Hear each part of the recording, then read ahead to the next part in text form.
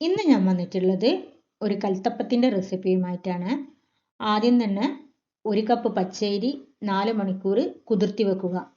അതിനുശേഷം നന്നായി കഴുകി വൃത്തിയാക്കി മിക്സിയുടെ ജാറിലേക്ക് ഇട്ട് കൊടുക്കുക.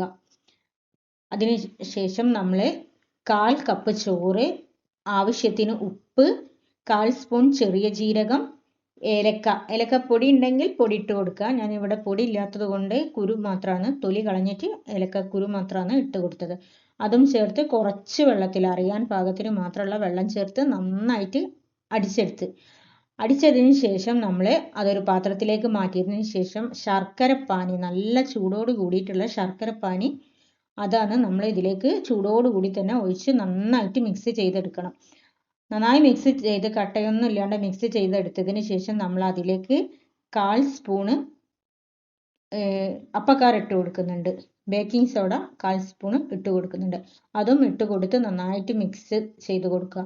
അതിനുശേഷം ഒരു പാത്രം അടുപ്പിലേക്ക് വെച്ചിട്ട് അതിലേക്ക് തേങ്ങാക്കൊത്ത് കുറച്ച് എണ്ണ ഒഴിച്ചിട്ട് അതൊന്ന് മൂപ്പിച്ചെടുക്കുക.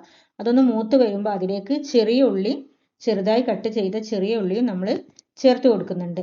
അതും ചേർത്ത് കൊടുത്ത് അതും ഒന്ന് മൂത്ത് വന്നതിന് ശേഷം നമ്മൾ ഈ കൂട്ട് തയ്യാറാക്കി വെച്ചിരിക്കുന്ന ഈ കൂട്ട് അതിലേക്ക് ഒഴിച്ച് കൊടുത്തിട്ട് നമ്മൾ അടച്ച് വെച്ച് 15 മിനിറ്റ് വേവിച്ചാൽ സൂപ്പർ ടേസ്റ്റിയാണ് കൽത്തപ്പം റെഡിയായി. എല്ലാവരും ഒന്ന് ട്രൈ ചെയ്ത് നോക്കണേ.